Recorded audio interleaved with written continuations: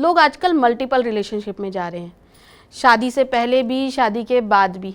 और कहते हैं ना, एक तरफ है घर वाली, एक तरफ है बाहर वाली। लोगों ने इसको सच में सच कर दिया। तो क्या वास्तु इस पर इफेक्ट करता है?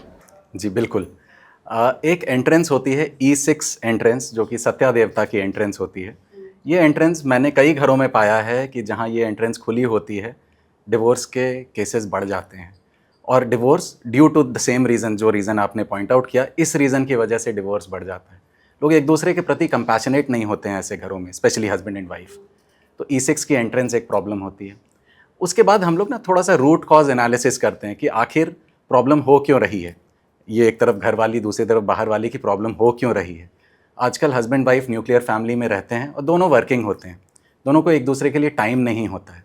ये एक one of the root cause है कि क्यों, आखिर हुआ क्यों। मतलब एक जेनेरिक तो आपने बता दिया कि स्टेटमेंट की एक्स्ट्रा मैरिटल अफेयर्स हो रहे हैं, पर अगर रूट कॉज पे जाएं तो सबसे बड़ा रूट कॉज ये होता है कि दोनों वर्किंग है, दोनों को एक दूसरे के लिए टाइम नहीं है, और जो टाइम मिल रहा है वो ऑफिस कलीग्स के साथ मिल रहा है। तो ये तो एक लाइफस्टाइल चेंज हो गया।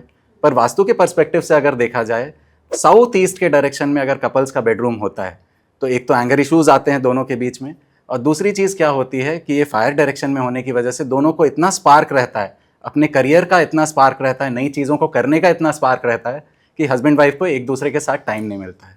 तो बड़ी छोटी छोटी सी हम लोग रेमेडी करते हैं। साउथ ईस्ट के बेडरूम को चेंज करने की ज़रूरत नहीं है, अग्नि को वहाँ कम करने की ज़रूरत है।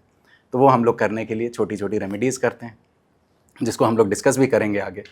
इसके बाद एक और जो रीज़न होता है एक्स्ट्रा मैरिटल अफेयर्स का, वो कई बार बुरी आदत होती है, गलत चीज़ों की लत होती है, जो हमें वेस्ट ऑफ नॉर्थ वेस्ट की डायरेक्शन देती है।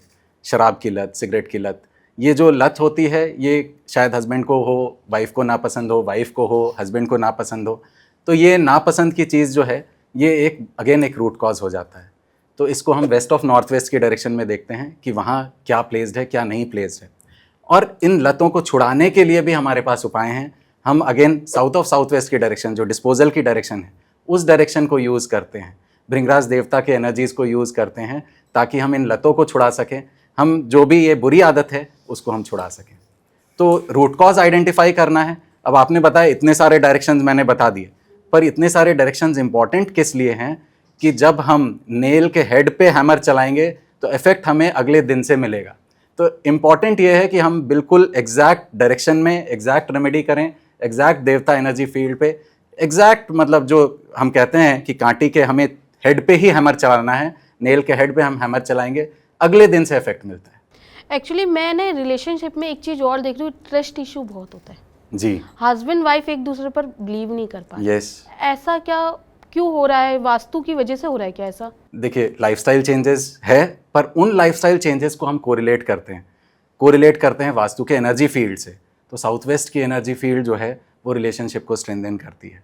अब ये सबको पता है रेमेडीज़ कि हमें साउथ वेस्ट के एरिया में, साउथ वेस्ट के जोन में हमें टाइम स्पेंड करना है, साउथ वेस्ट में हमें कपल की पिक्चर लगानी है, तो जिससे जो हमें ट्रस्ट देता है, तो ट्रस्ट के देवता को भी हमें वहाँ याद रखना है।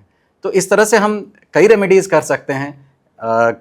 कई शादियों को टूटने से भी हमने बचाया है एज अ कपल। इन्होंने न्यूमरोलॉजी के रेमेडीज़ दिए हैं, मैंने वास्तु ठीक किया है घरों का, और कई रिलेशनशिप्स को टूटने से बचाया है। और कितने डब्बे मिठाइयों के खाए हैं जो पता नहीं है मुझे भी। क्या आप लाइफ में स्टक महसूस कर रहे हैं? क्या बहुत मेहनत करने के बाद भी आपको लाइफ में रिजल्ट्स नहीं मिल रहे हैं? तो हो सकता है कहीं ना कहीं आपके प्रेमाइसेस का वास्तु आपको इम्पैक्ट कर रहा है।